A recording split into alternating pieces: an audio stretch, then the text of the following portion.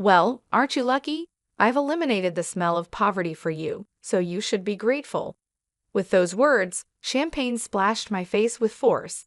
This occurred when I went to greet my fiancé's family.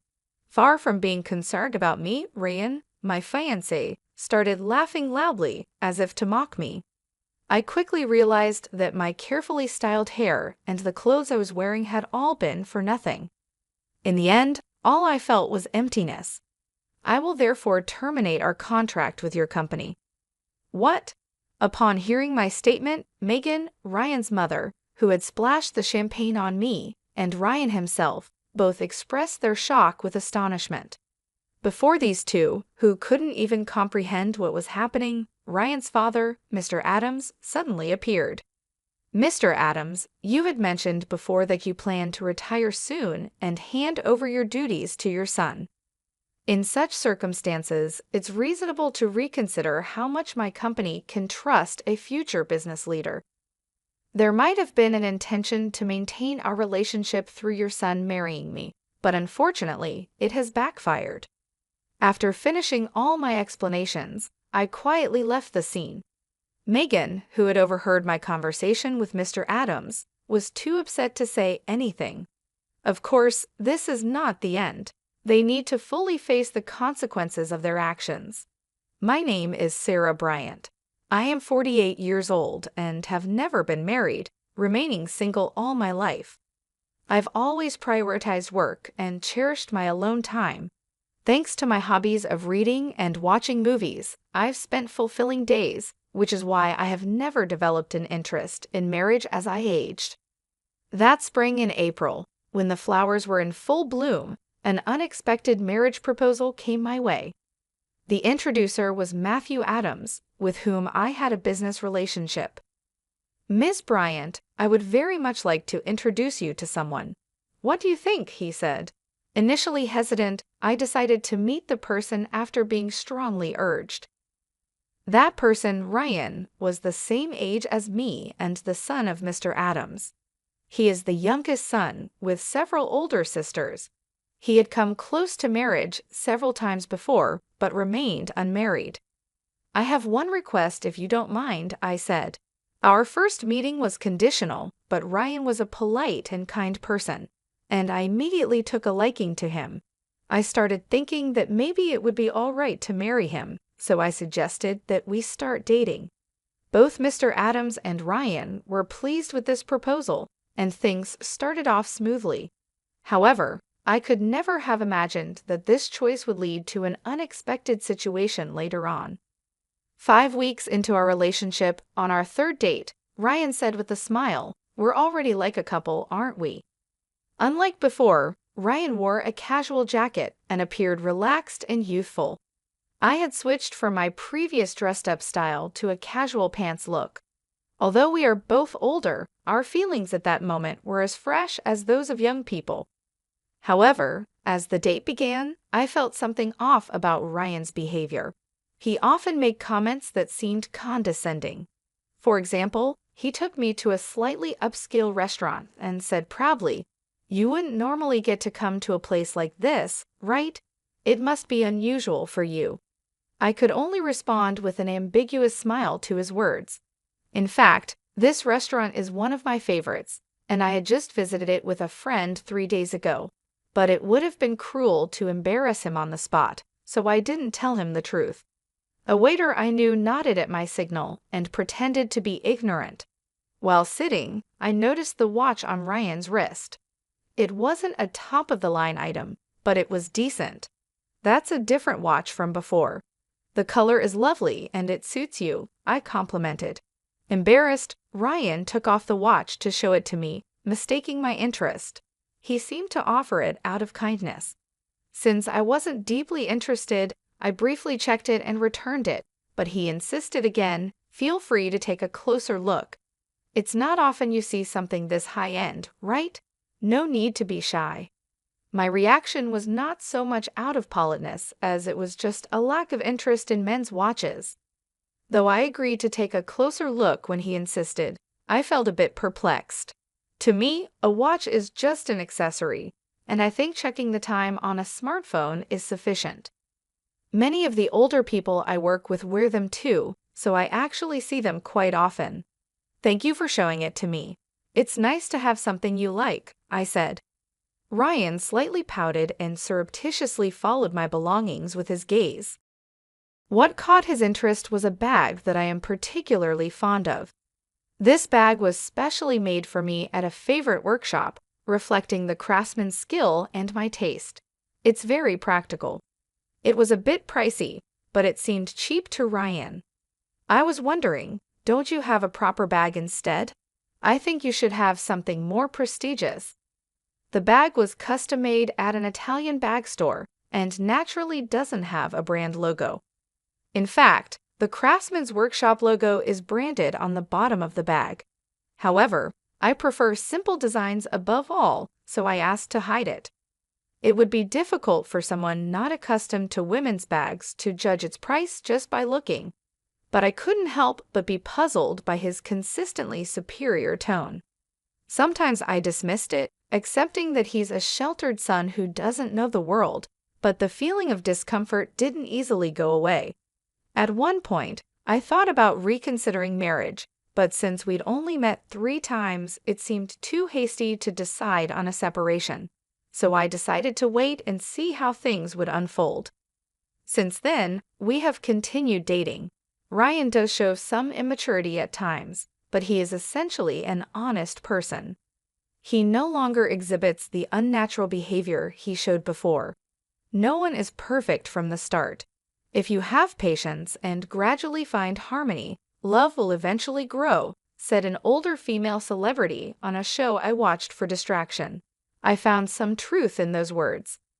The following week, we went to a famous hotel buffet for our 5th date. Strangely, Ryan piled 3 or 4 servings of food onto his plate. Are you sure it's okay to take so much? It would be a waste if you can't finish it, I lightly commented, to which he suddenly burst into laughter. Wondering what was so funny, he said, "A waste, Sarah. Are you still talking like someone poor? It's okay to take this much. It doesn't matter if I throw it away if I can't eat it all."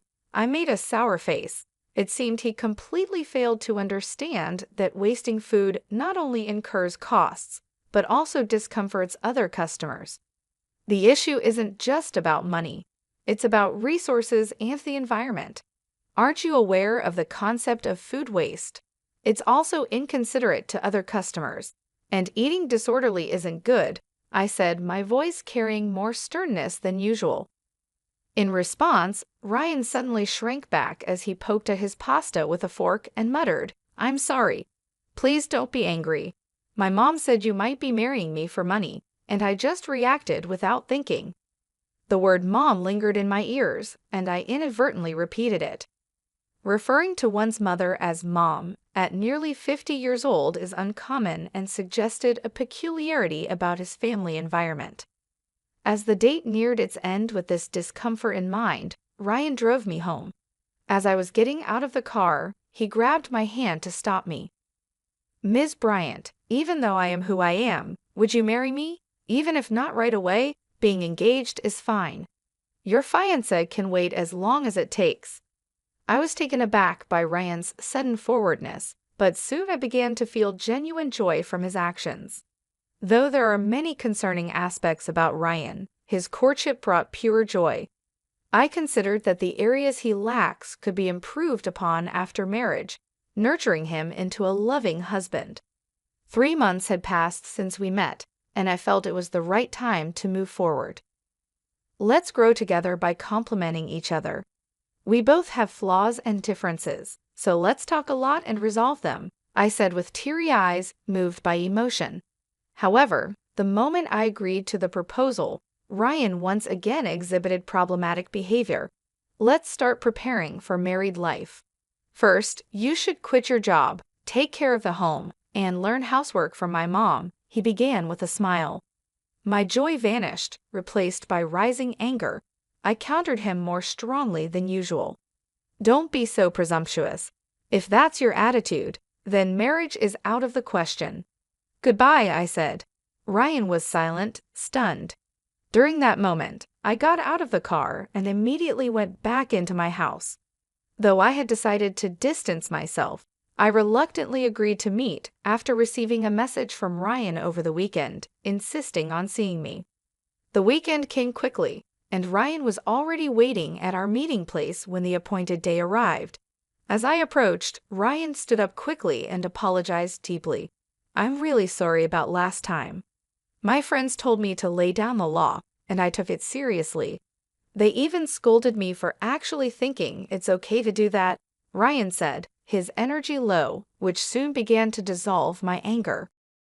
Just a while ago, I felt like clicking my tongue at him, but ultimately I came to terms with it. It's somewhat disappointing, but he is dear to me. Ryan is very straightforward, and sometimes it might be hard for him to distinguish between jokes and seriousness. He is easily influenced and somewhat indecisive, but I reminded myself that no one is perfect from the start. Make sure you keep this in mind. "We're getting engaged, after all," I said with a wry smile. At those words, Ryan looked up suddenly and brightened immediately. After a stormy engagement period, a month had passed, and finally, it was time to formally meet each other's families to announce our marriage. The first visit was to Ryan's family home. Although I had a long association with Mr. Adams, it was strictly professional, and this was my first time visiting his home, which was nerve-wracking. Ryan was as gentle and lovely as usual, but he seemed a bit off since the morning of the visit. I thought he might be nervous, but apparently that wasn't the case. About my mom," he started, and I braced myself, thinking of the potential issues between a daughter-in-law and mother-in-law. However, I believed in his mother, known to be a hard-working woman and the kind-hearted wife of Mr. Adams. I hoped that if I spoke sincerely, she would understand, but I was mistaken. Yikes. The moment I stepped into the room where we were supposed to greet each other, liquid splashed onto my face. My eyes hurt intensely, and further, a strong irritation hit my nose, causing me to cough violently. I immediately panicked. "How about that, you poor thing? I got rid of the poor smell for you, so be thankful," I heard a mocking voice say. I was surprised by the bitter taste, smell, and heat. I realized the liquid that entered my mouth was champagne, but I was confused about why I received such treatment. "Megan, what are you doing?" Mr. Adams exclaimed in shock. The situation became clear. Ryan's mother and my future mother-in-law, Megan, had thrown champagne in my face. It seemed the earlier mocking voice was also Megan's. I remembered how Ryan had previously looked down on me as poor. I realized that this attitude might have come from Megan. "Haha, what's the matter, Sarah? You're all wet. Funny, isn't it? Go, Mom." Ryan laughed loudly. At that moment, I realized that everything up to this point had been in vain. Only emptiness piled up in my heart. "I will therefore terminate our contract with your company." "What?" At my statement, Ryan and Megan both exclaimed in surprise. They hurriedly looked at each other and seemed to be discussing something in whispers. Whether it was about our business dealings or something else, I was not involved. As an outsider, I merely speculated about their conversation. At that moment, there was one person who remained quiet, Mr. Adams, who, without a word, looked pale and wide-eyed. I turned to him again, thanked him, and began to speak.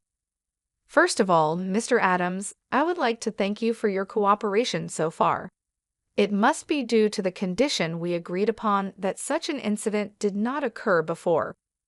Then, when I turned to speak to Megan and Ryan, Megan looked at Mr. Adams with a doubtful expression and then stared at me sternly. Meanwhile, Ryan watched Megan's reaction while looking at me. I continued quietly, "This may be an unexpected statement for them, but I hope they listen carefully. One condition of accepting the matchmaking was that I would not reveal I am the president of a company until the marriage was decided. I thought my title might get in the way. My connection with Mr. Adams was born out of significant business transactions that I had built over the years while focusing on my business. I picked up my business card. Naturally, it listed my company name and position. Those not involved in management might not know the details of our transactions, but they would at least understand the title. Hello again, Mrs. Megan. Thank you for all your help so far. This is my position. I have been working with your husband's company for over 10 years. Currently, my company is probably your biggest client. I wonder what percentage of your company's sales we represent. When I handed over my business card, Ryan turned pale with surprise.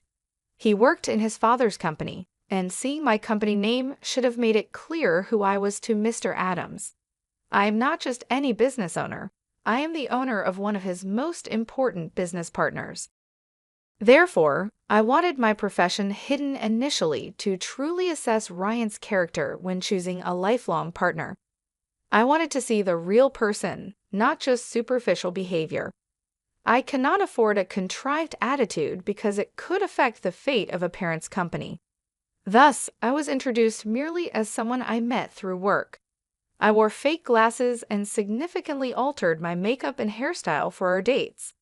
While the disguise served as a temporary amusement, in retrospect, it was a waste of time. I'm sorry, Mr. Adams, but I must decline this proposal. This concerns marriage, and also we need to pause our transactions to reassess the situation. I stated, then sat down to face Mr. Adams.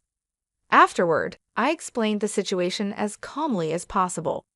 Mr. Adams turned pale upon hearing my words and stuttered. The transactions are affected? That can't be right. But his reaction seemed forced. I shook my head firmly, indicating that my decision was final. However, wanting him to understand that my decision was not based on a fleeting emotion, I continued in a calm voice.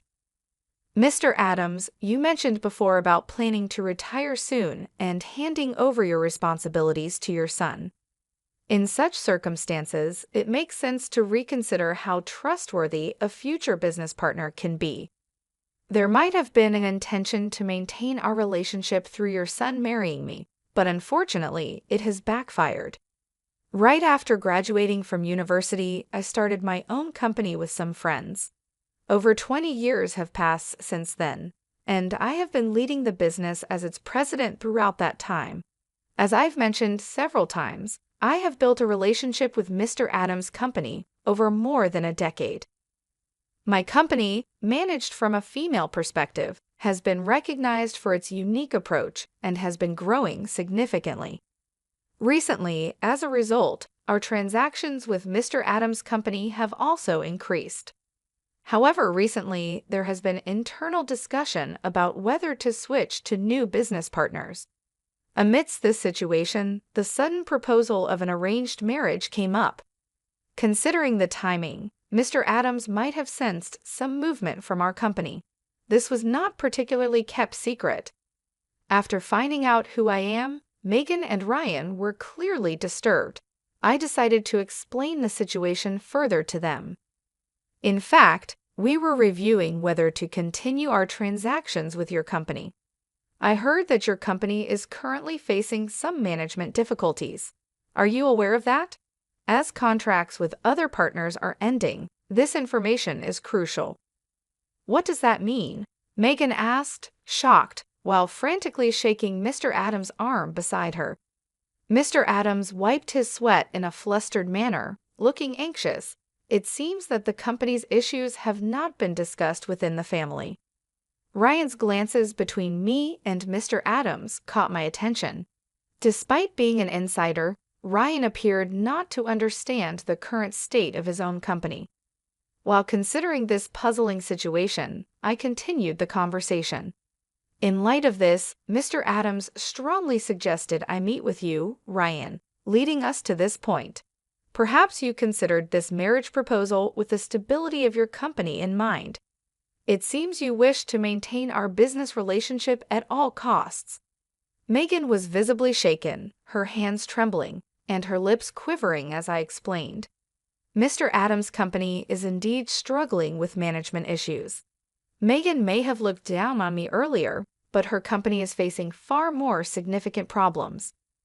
Once praised for quality and speed, Mr. Adams' products have been technologically overtaken by competitors, no longer offering anything special. Moreover, the development and manufacturing processes are inefficient.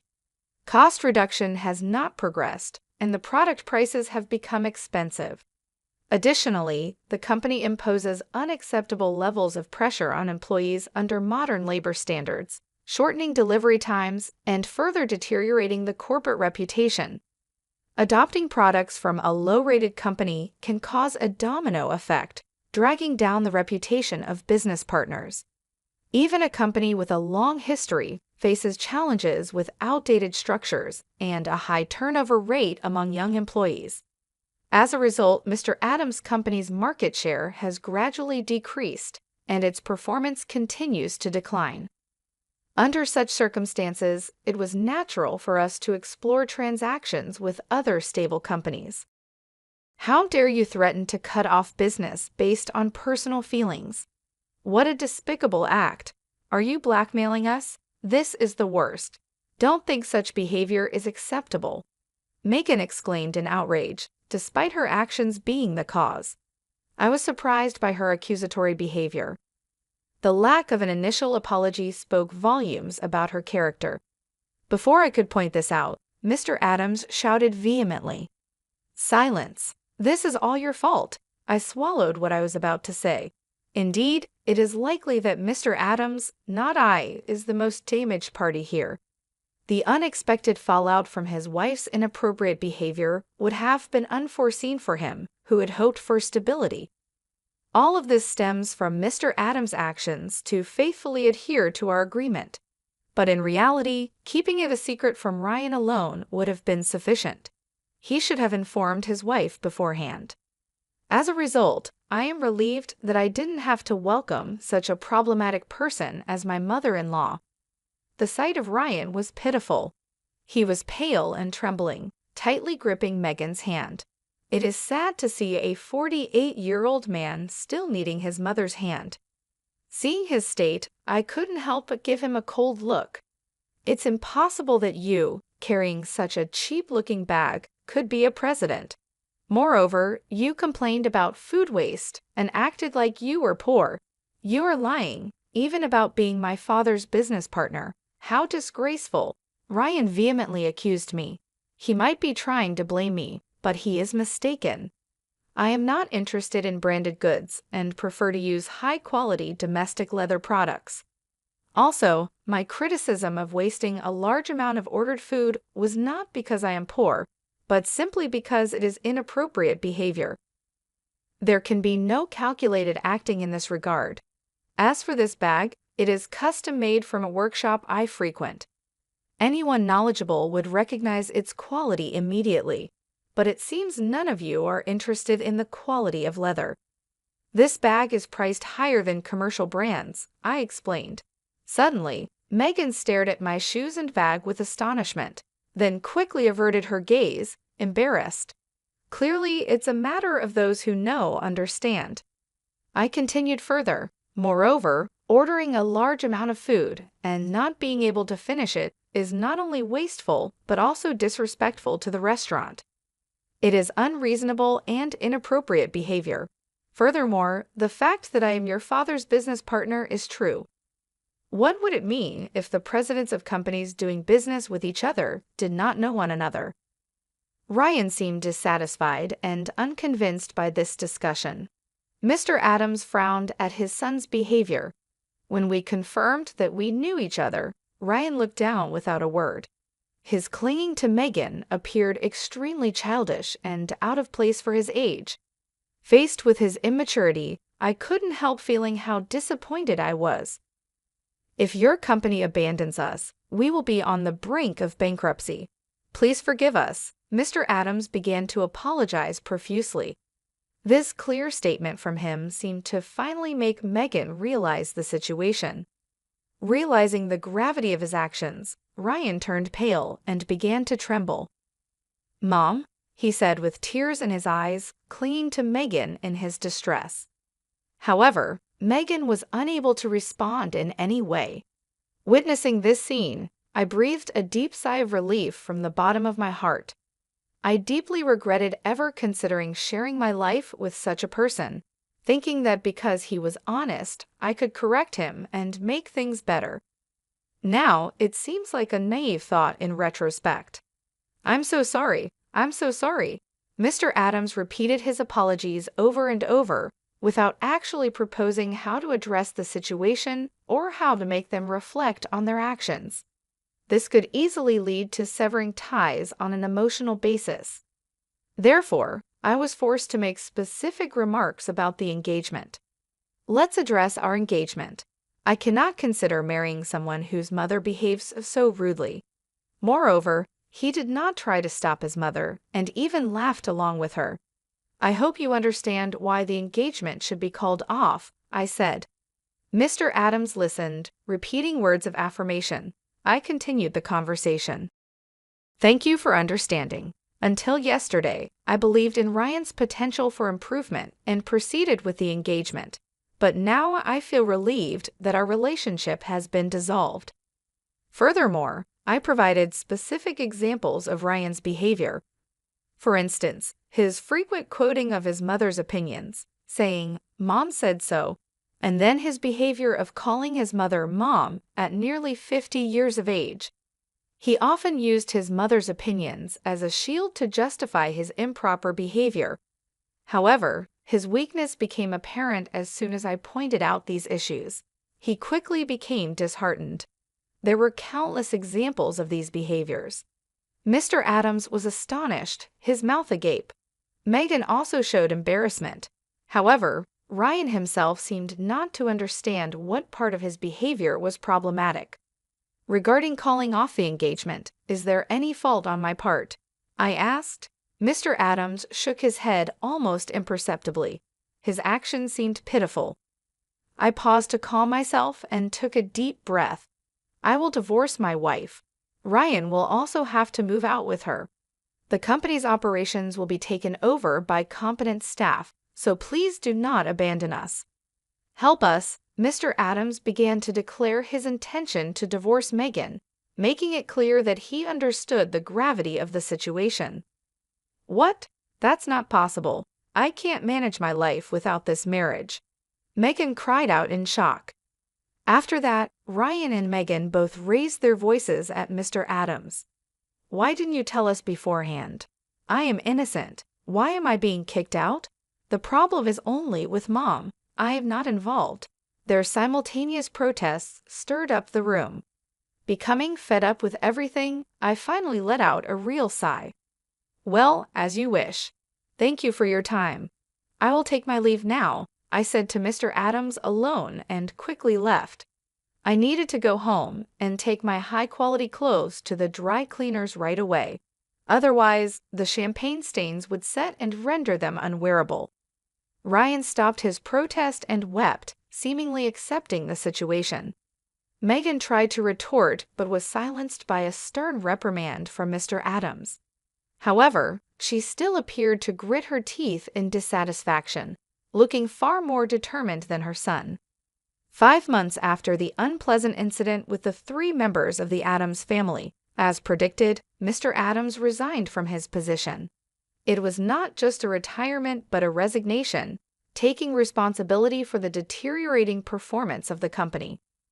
The main reason for the decline in performance was the termination of the contract with my company.